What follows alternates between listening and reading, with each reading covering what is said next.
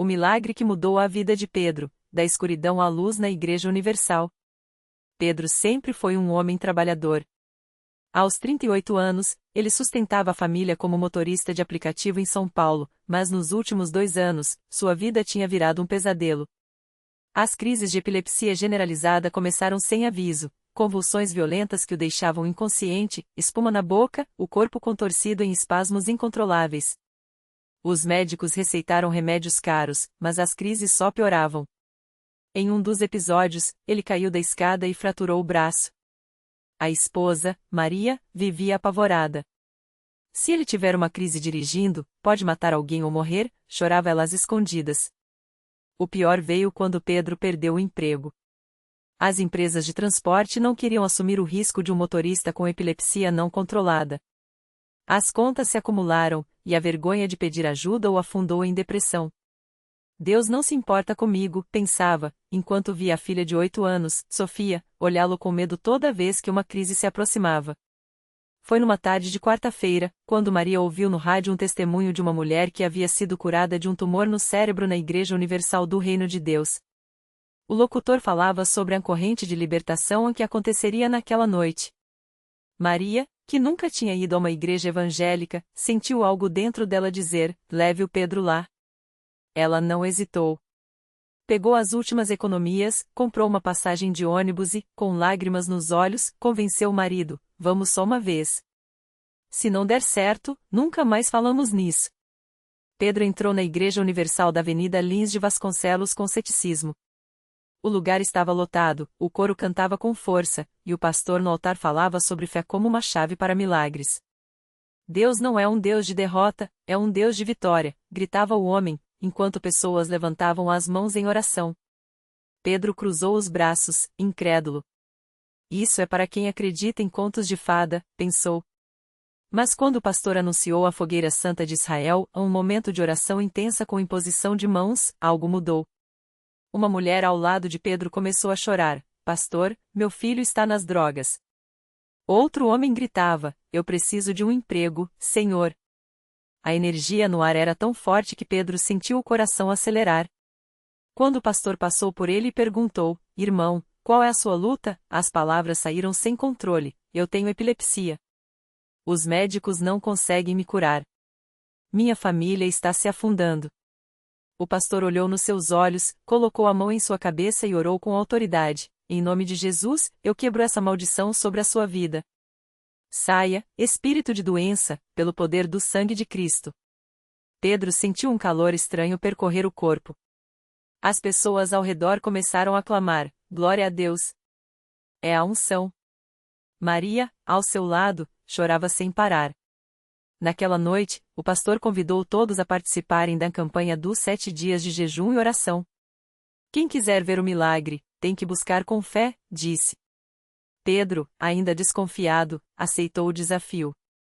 Nos dias seguintes, ele e Maria acordavam às 5 horas para orar, jejuavam o café da manhã e iam à igreja todas as noites.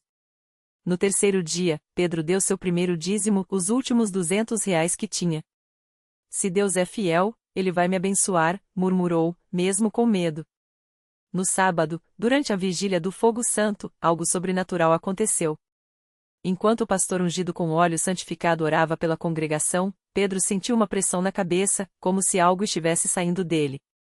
De repente, uma paz indescritível o invadiu. Ele caiu de joelhos e começou a chorar. Maria, assustada, o abraçou. Pedro, o que foi? Ele só conseguia balbuciar: sinto que estou curado. Na segunda-feira, Pedro foi ao neurologista para um check-up de rotina. O médico, surpreso, pediu um novo eletroencefalograma. Os resultados vieram: atividade cerebral normal. Nenhum sinal de epilepsia. O médico, incrédulo, perguntou: o que você fez? Nova medicação? Pedro sorriu: só Deus, doutor. Só Deus. Uma semana depois, Pedro estava de volta ao altar da Igreja Universal, dessa vez para dar seu testemunho. Com a voz embargada, ele contou como a fé o tinha libertado. Eu achava que Deus tinha me abandonado, mas Ele só estava esperando eu dar o primeiro passo. Quando eu entreguei meu pouco, Ele me deu tudo de volta. Ao final, o pastor o abraçou e disse: "Isso é o poder da fé ativa. Quando você crê, Deus age." Hoje, Pedro não só está curado como voltou a trabalhar agora como motorista de uma empresa de transporte que atende justamente a Igreja Universal. Maria abriu um pequeno negócio de doces, abençoado pelas ofertas que deram com fé. Sofia, que antes tremia de medo das crises do pai, agora dança no grupo infantil da igreja. A lição que Pedro aprendeu e repete a todos é esta: Deus não muda a sua história se você não mudar a sua atitude. A fé não é só acreditar que ele pode, é agir como se ele já tivesse feito. Na Igreja Universal, eu aprendi que milagre não é sorte, é obediência.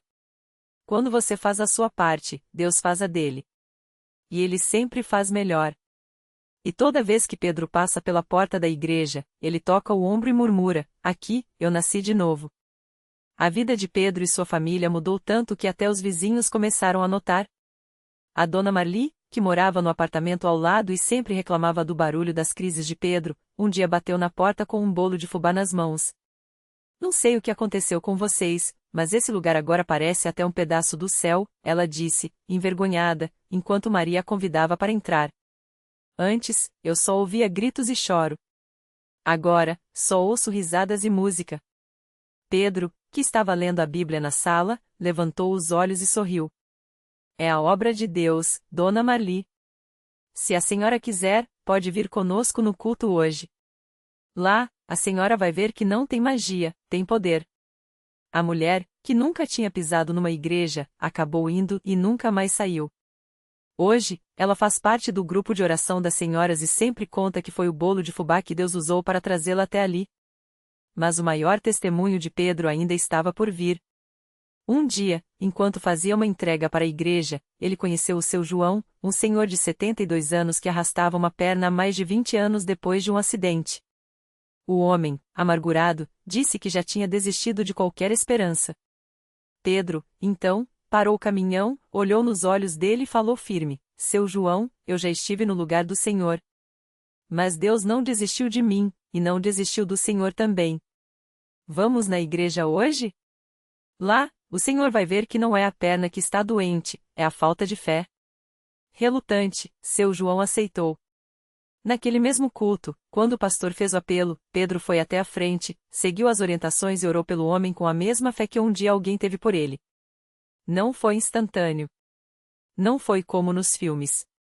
Mas, semana após semana, seu João voltou. E, aos poucos, a perna começou a responder. Primeiro, um formigamento. Depois, um leve movimento. Até que, 3 meses depois, durante um culto de libertação, o homem se levantou do banco e andou. Sem muletas. Sem dor. A igreja inteira explodiu em lágrimas e louvor. Seu João, emocionado, abraçou Pedro e sussurrou: "Filho, você me devolveu não só os passos, mas a vontade de viver." Pedro, com os olhos brilhando, respondeu: "Não fui eu, seu João. Foi o mesmo Deus que me curou. Ele só queria que o Senhor acreditasse." E assim, a história de Pedro se multiplicou. Cada vida que ele tocava se tornava um novo testemunho. Maria, sua esposa, agora liderava um grupo de mulheres que, como ela, haviam superado o desespero. Sofia, a filha, crescia vendo que os milagres não eram coisa do passado, mas do dia a dia. E Pedro? Ele seguia firme, todo domingo na frente da igreja, não mais como um homem quebrado, mas como um guerreiro que carrega nas costas a prova de que Deus ainda fala e ainda muda histórias. Porque, no fundo, Pedro sabia, o milagre não tinha sido só a cura do corpo, mas a transformação de uma família que aprendeu a confiar. E isso, ninguém tira. Nem a doença, nem o tempo, nem o inimigo. Quando Deus escreve uma história, ele assina com milagres. E a de Pedro era só mais uma delas, das muitas que acontecem todos os dias, nos bancos da Igreja Universal, onde a fé não é teoria, é experiência. Onde Deus não é uma ideia, é um pai que estende a mão e diz: "Filho, levanta." Sua batalha já acabou. A vida de Pedro e Maria não voltou a ser a mesma depois daquele dia. Não porque as lutas tivessem acabado, porque a vida ainda trazia suas contas para pagar, seus cansaços, suas noites de insônia, mas porque agora eles sabiam que não estavam sozinhos. Aquele milagre tinha plantado algo dentro deles que nem a rotina mais pesada conseguia apagar, a certeza de que Deus não só via, como agia.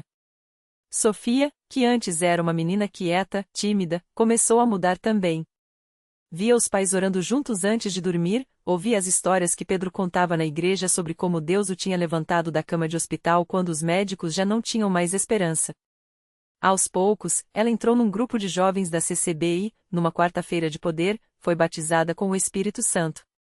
Quando voltou para casa naquele dia, Maria chorou ao vê-la falando em línguas, porque reconheceu ali a mesma fé que tinha salvado seu marido, pura, forte, sem mistura.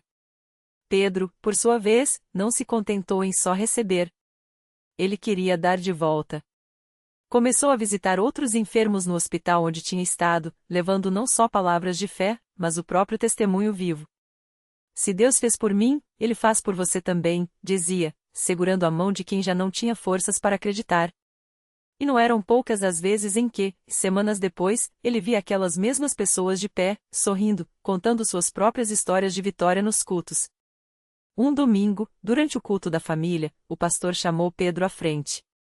Ele não sabia o motivo, mas obedeceu. Foi quando o pastor contou que um homem, depois de ouvi-lo testemunhar numa visita ao hospital, tinha ido à igreja pela primeira vez na vida. Era um senhor de idade, com um câncer avançado, que chegou arrastando os pés, mas saiu do altar caminhando sozinho, depois que os obreiros oraram por ele. Isso aqui não é obra nossa, é de Deus, o pastor falou, apontando para Pedro. Você é a prova de que quando a gente entrega, ele assume. Maria, sentada nos bancos, segurou a mão de Sofia com força. Não eram lágrimas de tristeza, mas daqueles choros que vêm quando o coração está tão cheio que não cabe dentro do peito. Porque ela se lembrava do dia em que tinha entrado naquela igreja pela primeira vez, arrasada, sem esperança. E agora? Agora ela via o marido de pé, a filha cheia do espírito, e até estranhos sendo tocados pela mesma fé que tinha mudado a vida deles. Os anos passaram, e Pedro nunca mais teve uma crise daquela doença. Os médicos chamavam de a remissão inexplicável, mas ele e Maria sabiam a verdade, não era remissão, era milagre. E não era inexplicável, era Deus mostrando mais uma vez que sua palavra não volta vazia. Hoje, quando Pedro sobe ao púlpito para dar seu testemunho, porque sim, ele se tornou obreiro, sempre repete uma coisa: muitos falam de Deus, mas eu conheço um Deus que fala. Muitos acreditam em milagres, mas eu sou um milagre andando. E se ele fez por mim, que não merecia nada, imagine o que ele não pode fazer por você. E é assim, entre lágrimas de gratidão e sorrisos de quem sabe que a batalha já está ganha, que essa família segue. Porque na CCB, eles não aprendem só a crer em Deus, eles aprendem a viver com Ele. E isso, meu amigo, faz toda a diferença. A vida de Pedro e Maria depois daquele milagre não foi um mar de rosas, como alguns poderiam pensar. Não, porque Deus não promete ausência de lutas, mas sim força para vencê-las. E foi exatamente isso que aconteceu. 2 anos depois da cura, Pedro perdeu o emprego. A empresa onde trabalhava há mais de uma década fechou as portas de repente, e ele, que ainda estava se recuperando emocionalmente de tudo que havia passado, sentiu o chão tremer debaixo dos pés novamente. Desta vez, porém, a diferença era que ele não estava sozinho. Maria, que antes chorava escondido no banheiro para não preocupar os filhos, agora orava em voz alta com a família, lembrando a todos: se Deus abriu o mar para seu povo passar, Ele também vai abrir caminho para nós. E o caminho veio de um jeito que só Deus poderia planejar. Um irmão da congregação, dono de uma pequena oficina mecânica, soube da situação e ofereceu a Pedro um trabalho temporário, não por caridade, mas porque precisava de alguém de confiança. Pedro, que nunca havia mexido com mecânica, aceitou com humildade. Nos primeiros dias, suas mãos, antes acostumadas a papéis e canetas, ficavam cheias de óleo e calos. Mas ele não desistiu. À noite, estudava manuais e pedia a Deus: Senhor, o Senhor me curou do corpo, agora ensina minha mente. E Deus ouviu. Em menos de 6 meses, Pedro não só havia aprendido o ofício como também começou a ter ideias para melhorar os processos da oficina. O dono, impressionado, fez dele sócio. Hoje, a pequena oficina virou uma empresa que emprega mais de 20 pessoas, muitas delas irmãos da igreja que também passaram por dificuldades. Pedro sempre diz: Deus não nos tira da tempestade, mas nos ensina a navegar nela. E às vezes, ele até nos dá um barco novo. Mas o maior milagre talvez tenha sido no coração do filho mais velho deles, Lucas. Lucas tinha apenas 10 anos quando viu o pai ser curado. Ele cresceu ouvindo os testemunhos, mas, como muitos jovens, começou a questionar tudo na adolescência. Por que Deus cura uns e outros não? Por que a gente tem que ir à igreja toda semana? Por que não posso fazer o que meus amigos fazem? As dúvidas o afastaram por um tempo. Maria e Pedro oravam, mas não forçavam. Até que um dia, Lucas, já com 17 anos, sofreu um acidente de moto. Não foi nada grave, mas o suficiente para assustá-lo. Enquanto esperava pelo socorro, deitado na estrada, ele lembrava das palavras do pai: Deus não nos promete um caminho sem pedras, mas promete estar conosco em cada uma delas. Naquele momento, Lucas sentiu uma paz que não fazia sentido. Não era alívio por estar vivo, era algo maior. Era como se uma voz sussurrasse: Eu nunca te abandonei. Quando se recuperou, foi sozinho à igreja. Não contou aos pais. Quis sentir aquilo por si mesmo. E na primeira reunião que participou depois de anos, quando o coro começou a cantar grande é o Senhor e digno de ser louvado, Lucas não conseguiu segurar as lágrimas. Não eram lágrimas de arrependimento por ter duvidado, mas de gratidão por ter sido encontrado. Hoje, Lucas é um jovem obreiro, assim como o pai. E quando dá seu testemunho, ele sempre olha nos olhos dos outros jovens e diz: se você acha que Deus é só uma história que seus pais contam, espere até você precisar dele. Porque quando você o encontra de verdade, não tem mais volta. Não tem como fingir que não sentiu.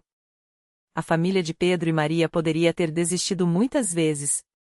Poderia ter culpado a Deus pelas dificuldades, poderia ter virado as costas para a fé quando as coisas ficaram difíceis. Mas eles escolheram confiar. E em cada escolha, Deus mostrou que não estava apenas olhando de longe, ele estava agindo. Porque na CCB, eles não aprendem só a orar. Aprendem a ouvir a resposta. Não aprendem só a pedir. Aprendem a reconhecer a mão de Deus mesmo quando a resposta vem de um jeito diferente do que esperavam. E isso, meu amigo, não é religião. Isso é relacionamento. E quando você tem um relacionamento assim, até os milagres parecem pequenos diante do maior deles, saber que, não importa o que aconteça, você nunca está sozinho. Pedro e Maria não sabiam, mas aquela noite seria diferente de todas as outras. Depois de mais um dia de lutas, contas que não fechavam, o desânimo batendo à porta, e a saúde do filho mais novo, Lucas, que há meses preocupava os médicos, eles entraram na congregação com o coração pesado, mas os pés firmes. Não era a primeira vez que chegavam assim, mas algo no ar naquela noite parecia diferente. Como se o próprio Espírito Santo estivesse preparando o caminho para algo que nem eles ousavam pedir. O culto começou como sempre, com louvores que, mesmo cantados por vozes cansadas, subiam ao céu como incenso. Pedro, com as mãos no bolso, olhava para o chão, repetindo mentalmente: Senhor, até quando? Maria, ao seu lado, segurava o lenço entre os dedos, os olhos marejados, mas sem deixar as lágrimas caírem. Eles já tinham chorado muito nos últimos meses. Talvez fosse hora de só esperar. Foi então que o obreiro subiu ao púlpito e, sem nem mesmo saber da situação deles, começou a falar sobre a providência de Deus nos momentos mais escuros. Às vezes, nós pedimos um milagre, mas Deus quer nos dar algo maior, a certeza de que Ele está no controle, disse, com uma convicção que fez Pedro levantar os olhos. E foi aí que aconteceu. Lucas, o menino de 8 anos que há semanas mal conseguia se levantar da cama por causa de uma doença que os médicos não conseguiam diagnosticar direito, puxou a manga da mãe e sussurrou: Mãe, eu tô com fome. Maria quase não acreditou. Era a primeira vez em meses que ele pedia comida por vontade própria. Mas antes que ela pudesse reagir, Lucas soltou a mão dela e, com passos ainda trôpegos, mas firmes, começou a caminhar sozinho em direção ao fundo do salão, onde as crianças se reuniam para a escola bíblica. Pedro e Maria se entreolharam, paralisados. O menino que, 2 dias antes, mal conseguia sentar na cama sem ajuda, agora andava.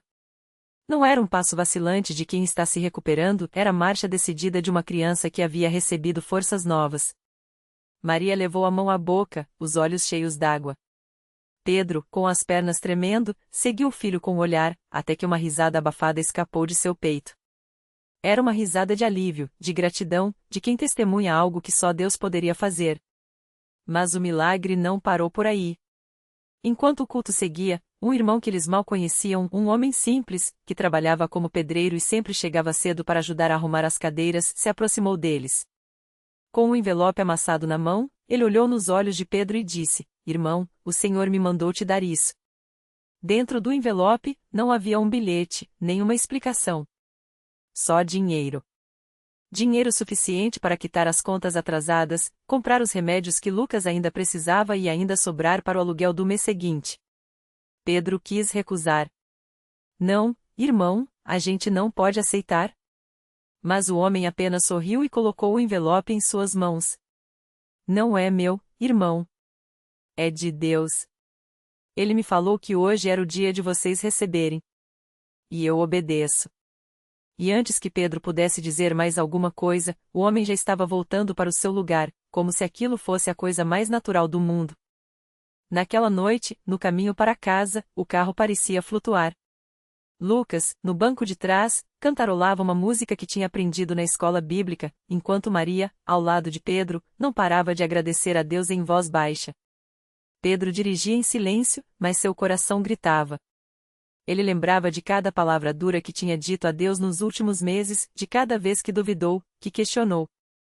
E agora?